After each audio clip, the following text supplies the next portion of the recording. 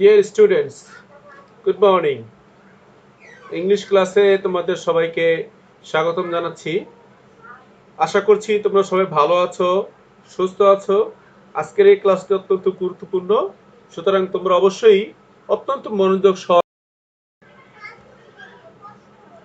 Welcome to our English class. আজকের আমাদের English ক্লাসে তোমাদের সবাইকে স্বাগতম জানাচ্ছি।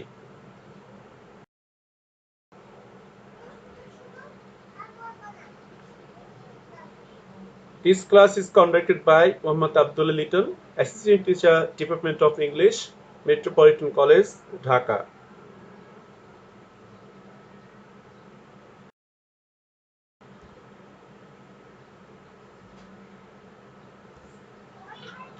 Dear students, what can you see in this picture?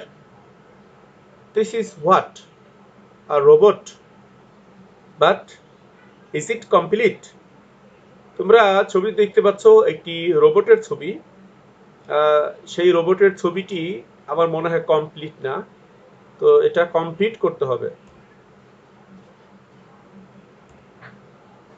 Now this is what we want to see. এখন কিন্তু আমরা সত্যি দেখতে পাচ্ছি যে আসলে আমরা যে ধরনের একটি পিকচার প্রত্যাশা করেছিলাম সেই ধরনের পিকচার আমরা এখানে দেখতে পাচ্ছি। সুতরাং অবশ্যই এটি একটি রোবট। প্রিয় শিক্ষার্থীরা, এখানে আমি তোমাদেরকে আরেকটা পিকচার দিয়েছি, তোমরা ভালোভাবে লক্ষ্য করে দেখো। দিস আর উড বোর্ড, এগুলোকে উড বোর্ড বলে, পার্ট্রিক্স বোর্ড বলে। What do they mean? A complete sense. তাহলে এগুলো দিয়ে কি আমরা কোনো কমপ্লিট সেন্স বা আমরা সত্যিকার অর্থে কোনো কিছু বুঝতে পারছি? আমার মনে হয় আমরা পারছি না। শিক্ষার্থীরা, এই অংশে আমি তোমাদেরকে আহ্বান করব, যারা তোমরা ক্লাসটি দেখছো তারা তোমাদের যারা ফ্রেন্ড রয়েছে তাদের সবাইকে ইনভাইট করো, যেন সবাই এই ক্লাসটি দেখতে পারে, কারণ এই ক্লাসটি অত্যন্ত গুরুত্বপূর্ণ। তোমরা সেই ক্লাসটি করলেই বুঝতে পারবে। Dear students, now look a furniture and complete sense. অর্থাৎ যখন এই উড বোর্ডগুলো দিয়ে ফার্নিচার তৈরি করা হলো তখন কি হলো, সেটা আমাদের কমপ্লিট সেন্স তৈরি করলো এবং সেটা কি হলো, ব্যবহার উপযোগী হয়ে গেল। So, dear students, today's lesson is completing sentence. আশা করি তোমরা বুঝতে পেরেছো আমাদের আজকের পাঠটি হচ্ছে কমপ্লিটিং সেন্টেন্সের উপরে, এবং এই পাঠটি তোমরা অত্যন্ত মনোযোগ সহকারে দেখবে।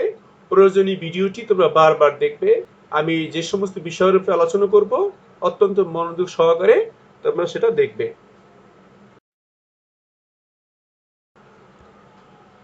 প্রিয় শিক্ষার্থীরা, এখানে আমরা কিছু কিছু শব্দের ব্যবহার দেখব যে সেন্টেন্সের মধ্যে, অর্থাৎ পরীক্ষার সময় প্রশ্নপত্রে সেন্টেন্সের মধ্যে যদি আমরা এই ধরনের শব্দ পেয়ে যাই তাহলে আমরা কিভাবে পূরণ করব তোমরা ভালোভাবে লক্ষ্য করে দেখো। এখানে আমি তোমাদেরকে দেখাচ্ছি স্ট্রাকচার, অর্থাৎ সো দ্যাট বা ইন অর্ডার দ্যাট যদি থাকে তাহলে কিভাবে পূরণ করব সেটা এখানে দেখাবো এবং প্রয়োজনীয় এক্সাম্পল দেওয়া হবে। দেখো, সাবজেক্ট থাকবে, তারপর ভার্ব থাকবে, এরপর আমরা সো দ্যাট অথবা ইন অর্ডার দ্যাট বসাবো, তারপর সাবজেক্ট বসাবো, এরপরে ক্যান, মেক, উড, মাইট ইত্যাদি আমরা বসাতে পারবো। এগুলো হচ্ছে মোডাল অক্সিলারি ভার্ব বলে। এগুলো আমরা এখানে ব্যবহার করে তারপরে ভার্বের বেস ফর্ম বা প্রেজেন্ট ফর্মটা ব্যবহার করে আমরা সেন্টেন্সটা কমপ্লিট করব। প্রিয় শিক্ষার্থীরা, এখানে খেয়াল করে দেখো, তোমাদের এর মাঝে মধ্যে কমপ্লিটিং সেন্টেন্সের প্রশ্ন এভাবেও আসতে পারে। খেয়াল করে দেখো, উই ইট সো দ্যাট, তাহলে আমরা উপরে কি দেখলাম, সো দ্যাট, এটা আমরা লক্ষ্য করেছি যে উই ইট সো দ্যাট। তাহলে এই সেন্টেন্সটি আমরা কিভাবে পূরণ করব, চলো আমরা এটা একটু খেয়াল করে দেখে নিচ্ছি। উই ইট সো দ্যাট, এরপরে আমরা কি করতে পারি, এটি সেন্টেন্স দিয়ে শেষ করতে পারি। We eat so that we may live, এভাবে সেন্টেন্সটিকে শেষ করতে পারি।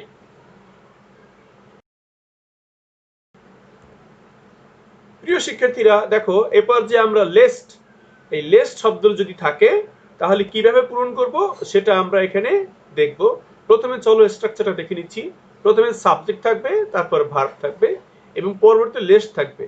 এখানে একটি কথা বলে রাখা ভালো, তোমাদের জ্ঞাতার্থে জানাচ্ছি যে লেস্ট একটি নেগেটিভ শব্দ, অর্থাৎ এই শব্দটি যখনই আমরা পাবো পরবর্তী অংশ আরেকটি নেগেটিভ শব্দ দিয়ে শেষ করতে হবে। এবং মনে রাখবে লেস্ট যুক্ত সেন্টেন্সটি অবশ্যই নেগেটিভ, সেভাবেই তোমাদেরকে খেয়াল করতে হবে।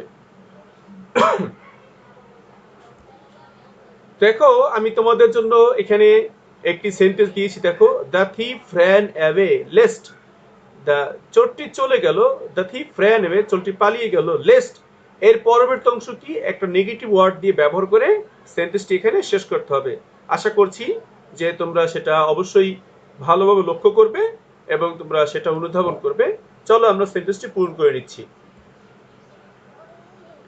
তো দেখো প্রিয় শিক্ষার্থীরা, আমরা কিন্তু এই যে আন্ডারলাইন করা শব্দ সেন্টেন্সটি দেখতে পাচ্ছ, এটি দিয়ে আমরা এখানে পূরণ করেছি। খেয়াল করো, the thief ran away lest he should might be caught।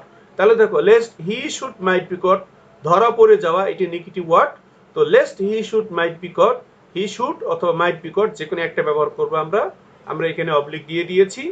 তো প্রিয় শিক্ষার্থীরা খেয়াল করে দেখো যে যখনই আমরা একটি সেন্টেন্স পাবো তার মধ্যে কোনো আন্ডারলাইন করা থাকবে না, তো তার পাশে কিন্তু আন্ডারলাইন করা থাকবে, অর্থাৎ বড় একটা আন্ডারলাইন করা থাকবে একটি সেন্টেন্স লেখার জন্য, অর্থাৎ সেন্টেন্সটিকে কমপ্লিট করার জন্য একটি বলা হয়ে থাকবে। তো এই ধরনের শব্দ যদি আমরা পাই, সেটা কিভাবে পূরণ করব সেটাই এখানে দেখানো হচ্ছে। আশা করছি যে তোমরা মনোযোগ সহকারে দেখছো। অন্য বন্ধুদেরকে ইনভাইট করো যাতে করে সবাই এটা দেখতে পারো। এখানে একটি কথা বলে রাখা প্রয়োজন, সেটি হচ্ছে তোমরা কিন্তু এই ভিডিওটি দেখার সময় ওয়াচ পার্টি ব্যবহার করতে পারো, অর্থাৎ তোমরা এই ভিডিওটিকে লাইক দিয়ে তারপরে তোমরা অবশ্যই ওয়াচ পার্টি দিতে পারো এবং ওয়াচ পার্টিতে বন্ধুদেরকে ইনভাইট করতে পারো।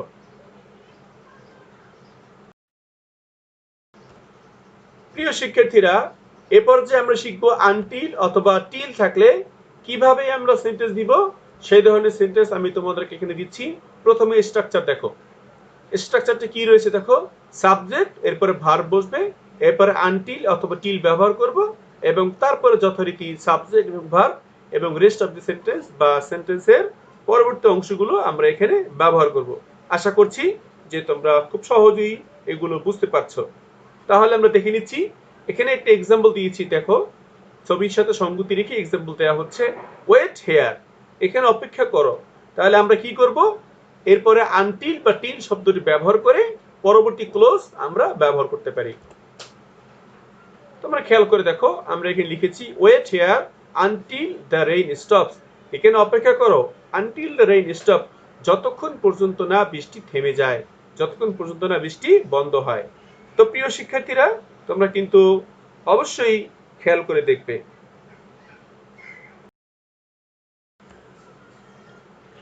শিক্ষার্থী বন্ধুরা, এরপরে তোমরা এখানে খেয়াল করে দেখো, রয়েছে ইন স্পাইট অফ অথবা ডিসপাইট। ইন স্পাইট অফ অথবা ডিসপাইট এই শব্দটি আমরা এখানে যদি পাই তাহলে কিভাবে পূরণ করবো খেয়াল করে দেখো। ইন স্পাইট অফ অথবা ডিসপাইট এটি হচ্ছে প্রিপজিশনাল ফ্রেজ এবং আমরা জানি যে প্রিপজিশনের পরে সবসময় নাউন ফ্রেজ অথবা জিরান্ট, অর্থাৎ নাউনের মতো ব্যবহার করতে হবে অথবা জিরান্ট এটাকে ব্যবহার করতে হবে। তো সুতরাং আসো আমরা এবার স্ট্রাকচারটা দেখে নিলাম। পরবর্তীতে আমরা দেখি ক্লোজটা কি আছে। Close plus subject plus verb, অর্থাৎ পরবর্তীতে ক্লোজটা হবে, পরবর্তীতে অংশটা দিয়ে পূরণ করতে হবে, তার মধ্যে সাবজেক্ট প্লাস ভার্ব, এভাবে আমরা পূরণ করব। আমরা একটু এক্সাম্পল দেখে নিচ্ছি। খেয়াল করে দেখো, in spite of my illness অথবা ইন স্পাইট অফ ইলনেস অথবা ডিসপাইট মাই ইলনেস অথবা ডিসপাইট ইলনেস। তো এই ধরনের যদি কোনো সেন্টেন্স থাকে, দেখো এই ইলনেস এটি কিন্তু নাউন ফ্রেজ, নাউনের মতো ব্যবহার করা হয়েছে। সুতরাং তোমরা দেখতেই পাচ্ছ ইন স্পাইট অফ, এটা তোমরা দেখতে পাচ্ছ। প্রিয় শিক্ষার্থীরা, I am sorry to say, দেখো তোমরা কমেন্টে যে সমস্ত কথাগুলো বলছো, ব্যক্তিগত কোনো কথা বলার প্রয়োজন হলে সেটা তোমরা অন্য কোথাও গিয়ে বলবে, কিন্তু কমেন্টে একে অপরের সাথে কোনো আলোচনা করবে না। এখানে ক্লাস হচ্ছে, আমি দেখতে পাচ্ছি কারা কারা কমেন্টে কি আলোচনা করছো, আমি কিন্তু এটা দেখছি এবং তোমাদেরকে আমি সেই বিষয়ে জিজ্ঞেস করব। তো তোমরা ব্যক্তিগত কোনো আলোচনা এখানে করবে না, কমেন্টে প্রয়োজনীয় যেগুলো দরকার সেগুলো তুমি লিখবে, অন্য কিছু লিখবে না।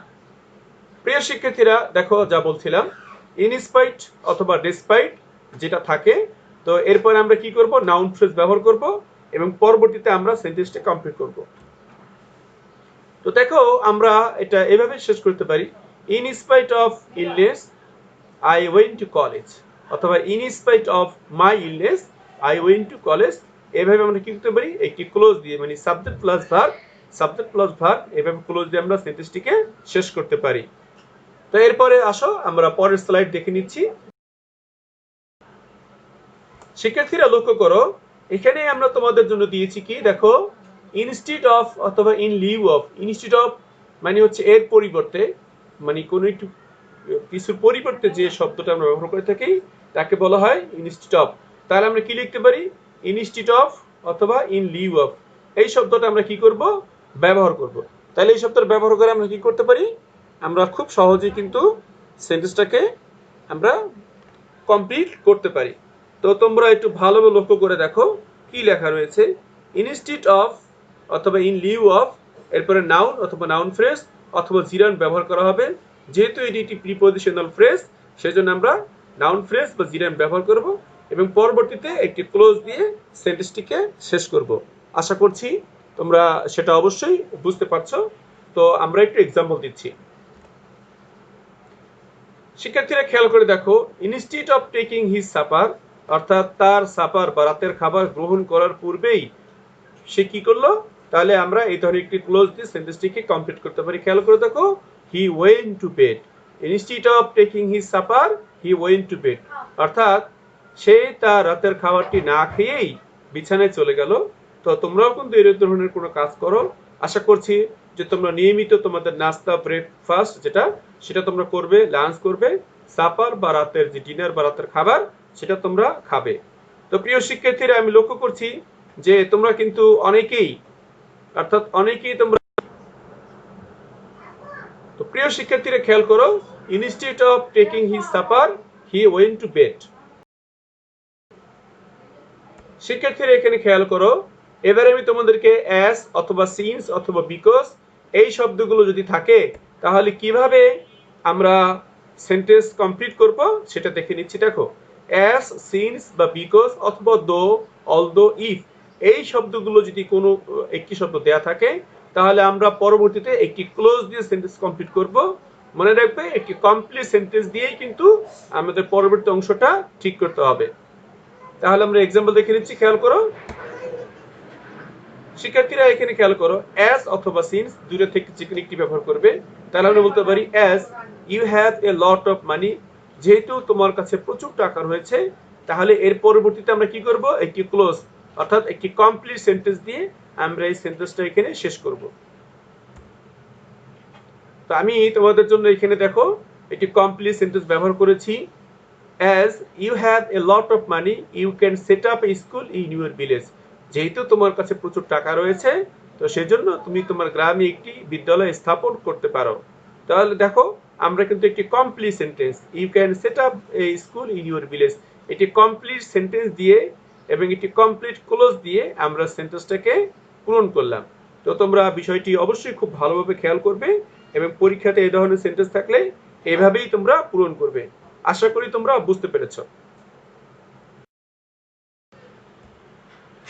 শিক্ষার্থীরা, এরপর যে আমরা দেখো দো অথবা অলদো যদি থাকে তাহলে আমরা কিভাবে পূরণ করব, তোমরা একটু খেয়াল করে দেখো।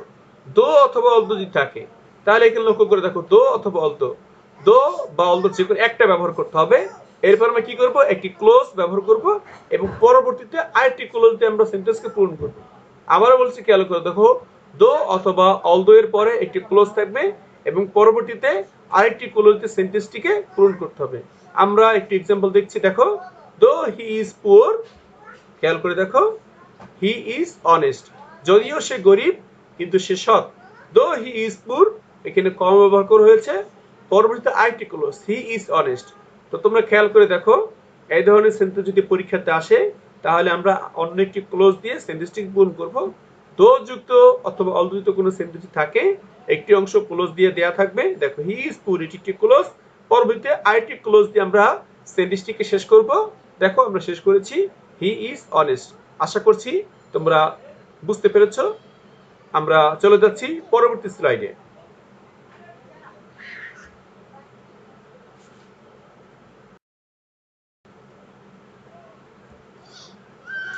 প্রিয় শিক্ষার্থীরা, এখানে দেখো, অ্যাজ ইফ এবং অ্যাজ দো এর ব্যবহার আমরা দেখবো এখানে। অ্যাজ ইফ এবং অ্যাজ দো এর ব্যবহার আমরা খেয়াল করছি। দেখো প্রথমে একটি ক্লোজ দেওয়া থাকবে এবং ক্লোজের মধ্যে প্রেজেন্ট টেন্স ব্যবহার করা হবে। আমি তোমাদেরকে এই প্রত্যেকটি স্ট্রাকচার ব্যাখ্যা করছি, এক্সাম্পল মিলিয়ে দিচ্ছি, তোমরা কিন্তু খুব লক্ষ্য করে দেখবে। দেখো প্রথমে একটি ক্লোজ দেওয়া থাকবে, ক্লোজের সাথে প্রেজেন্ট টেন্সের ব্যবহার হবে, তোমরা দেখতেই পাচ্ছ প্রেজেন্ট টেন্স।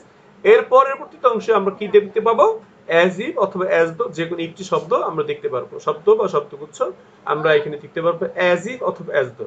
তো এতটুকু দেয়া থাকবে, যদি থাকে তাহলে আমরা পাস্ট ইনডিফিনিট টেন্স ব্যবহার করে একটি ক্লোজ তৈরি করব এবং তারপরে আমরা সেন্টেন্সটি শেষ করব। আবারও বলছি, ক্লোজটি দেয়া থাকবে প্রেজেন্ট টেন্সে এবং অ্যাজ ইফ অ্যাজ দো এর পরে আমরা যে ক্লোজটি লিখব সেই ক্লোজটি লেখার সময় পাস্ট ইনডিফিনিট টেন্স ব্যবহার করব। তো চলো শিক্ষার্থীরা আমরা একটু এক্সাম্পল দেখে নিচ্ছি। এখানে খেয়াল করে দেখো, দ্য ম্যান প্রিটেন্ডস অ্যাজ ইফ অথবা অ্যাজ দো, লোকটি এমন ভাব করছে, প্রিটেন্ডস এমন ভাবে অভিনয় করছে, এমন ভাব করছে, অ্যাজ ইফ যেন মনে হয়। অ্যাজ ইফ মানে কি, অ্যাজ ইফ বা অ্যাজ দো এর অর্থ আমরা বাংলায় বলবো যেন মনে হয়। তাহলে দ্য ম্যান প্রিটেন্ডস লোকটি এমন ভাব করছে, as if he knew everything মনে হয় যেন সে সবকিছুই জানে, মনে হয় যেন কি সে সবকিছুই জানে। তাহলে এখানে খেয়াল করো, আমরা এটি ক্লোজ ব্যবহার করছি পাস্ট ইনডিফিনিট টেন্স ব্যবহার করে। শিক্ষার্থীরা ভালোভাবে লক্ষ্য করে দেখো, যখন আমরা প্রথম ক্লোজটি পাবো প্রেজেন্ট টেন্সে, পরবর্তী ক্লোজ যখন আমরা লিখবো অ্যাজ ইফ বা অ্যাজ দো এর পরে আমরা পাস্ট ইনডিফিনিট টেন্স ব্যবহার করব। হি নিউ, এখানে নিউ তোমরা দেখতে পাচ্ছ, এই নিউটা হচ্ছে এখানে পাস্ট টেন্স, তাহলে হি নিউ এভরিথিং। আশা করি বুঝতে পেরেছো। শিক্ষার্থীরা এ পর্যায়ে তোমরা আরেকটি সেন্টেন্স তোমরা এখানে দেখতে পাবে। দেখো, যদি আমরা উড রাদার পাই, উড রাদার যদি পাই তাহলে আমরা কিভাবে করব, প্রথম আসো আমরা স্ট্রাকচার দেখে নিচ্ছি। খেয়াল করো, সাবজেক্ট প্লাস উড রাদার, প্রথমে আমরা সাবজেক্ট পাবো উড রাদার, এরপরে ভার্বের বেস ফর্ম, যেহেতু এখানে উড রয়েছে মোডাল ভার্ব, সেজন্য এখানে ভার্বের বেস ফর্ম ব্যবহার করব এবং পরবর্তী পর্যায়ে আমরা কি করব, দেন প্লাস ভার্ব, ভার্বের বেস ফর্ম ব্যবহার করে আমরা সেন্টেন্স কমপ্লিট করব। তো চলো আমরা একটু এক্সাম্পল দেখে নিই। শিক্ষার্থীরা খেয়াল করে দেখো, হি উড রাদার, দেখো হি উড রাদার এতটুকু ব্যবহার করেছে, অর্থাৎ সাবজেক্ট প্লাস উড রাদার এতটুকু ব্যবহার করেছে। তাহলে আমরা কি করব, পরবর্তীতে এইভাবে স্ট্রাকচার অনুযায়ী সেন্টেন্স কমপ্লিট করব। আমরা কিভাবে কমপ্লিট করতে পারি একটু খেয়াল করে দেখো। দেখো আমরা কি লিখছি, he would rather die than beg, he would rather die than beg. তার মানে এই যে ডাই লিখছি আমরা ভার্বের বেস ফর্ম ব্যবহার করলাম, দেন শব্দ ব্যবহার করলাম এবং পরবর্তীতে আরেকটি ভার্বের বেস ফর্ম ব্যবহার করলাম। স্ট্রাকচার অনুযায়ী কিন্তু আমরা এই সবগুলো স্ট্রাকচার অনুযায়ী ব্যবহার করছি, তোমরা দেখতে পাচ্ছ। হি উড রাদার থাকলে আমরা কি লিখবো, একটি ভার্বের বেস ফর্ম ব্যবহার করব, die, he would rather die than বেগ। এর বাংলা অর্থ আমি তোমাদেরকে একটু বলে দিচ্ছি, সেটা হচ্ছে সে বরঞ্চ মরে যাবে কিন্তু ভিক্ষা করবে না, মানে ভিক্ষা করার থেকে বরঞ্চ সে মরে যাবে, এটাই তার কাছে শ্রেয়, কিন্তু তারপর সে ভিক্ষা করবে না। তো যাই হোক, আমরা সেন্টেন্সটি দেখলাম, আশা করি তোমরা বুঝতে পেরেছো।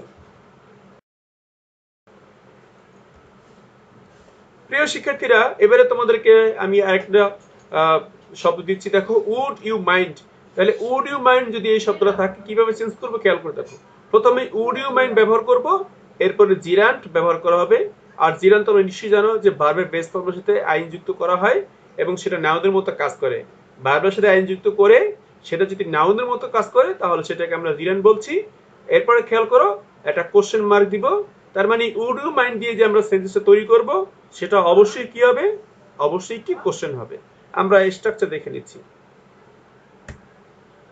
এখানে খেয়াল করে দেখো, উড ইউ মাইন্ড, এরপর আমরা কি করব, কোশ্চেন তৈরি করছি। খেয়াল করে দেখো, would you mind having a cup of tea, তাহলে আমরা উড ইউ মাইন্ড ব্যবহার করছি, এরপরে জিরান ব্যবহার করছি, হ্যাভ এর সাথে আইন যুক্ত করে having, having a cup of tea, would you mind having a cup of tea এবং একটি কোশ্চেন মার্ক আমরা ব্যবহার করছি। আশা করি তোমরা স্ট্রাকচার অনুযায়ী এক্সাম্পলটা বুঝতে পেরেছো।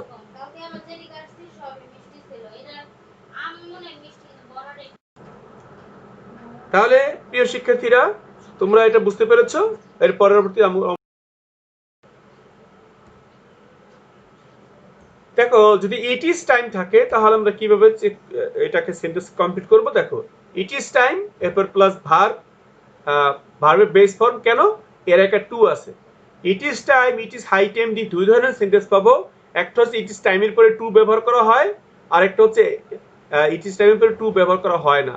তো আমি প্রথমে টু ব্যবহার করে কিভাবে ইনফিনিটিভ দিয়ে সেন্টেন্স দেখায় সেটা আমি দেখাচ্ছি এখানে, খেয়াল করে দেখো। ইট ইজ টাইম, খেয়াল করে দেখো, ইট ইজ টাইম, তারপর কি লিখবো আমরা, ইট is time to learn your lesson. এটা সময় যে তোমরা তোমাদের লেসনটা শিখবে। তো প্রিয় শিক্ষার্থীরা, আশা করছি যে তোমরা বুঝতে পেরেছো। ইট ইজ টাইম, এই টু ব্যবহার করা হয়েছে, সেজন্য আমরা কি করব, এখানে লার্ন অর্থাৎ ভার্বের বেস ফর্মটা আমরা এখানে ব্যবহার করছি।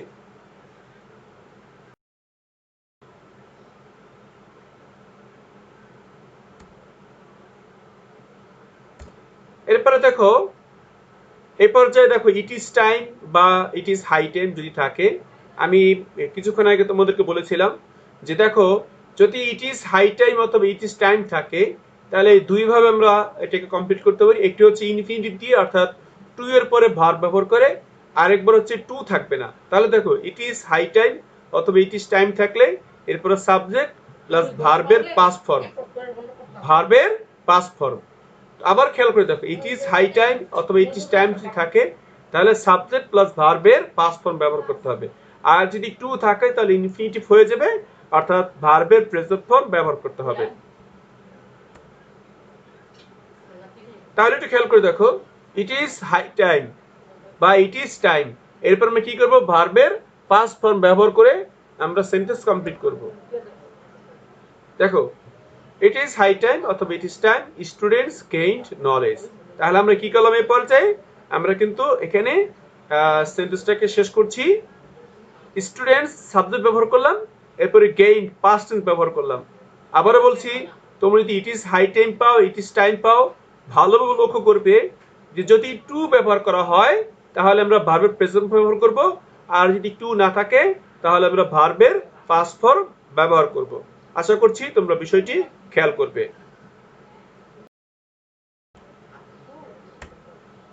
প্রিয় শিক্ষার্থীরা, এই পর্যায়ে দেখো, the time dot dot when, যদি এই ধরনের কোনো আমরা শব্দ পাই তাহলে সেই শব্দগুলো দিয়ে আমরা কিভাবে পরবর্তীতে কমপ্লিটিং করব সেটা আমরা একটু দেখে নিচ্ছি। দেখো, আমি তোমাদেরকে দেখাচ্ছি, সাবজেক্ট প্লাস ভার্ব, এরপরে টাইমটা যে টাইমটা থাকবে সেই টাইমটা মেনশন থাকবে, এরপরে হোয়েন, এরপরে আমরা একটা ক্লোজ দিয়ে কি করব, সেন্টেন্সটাকে কমপ্লিট করব।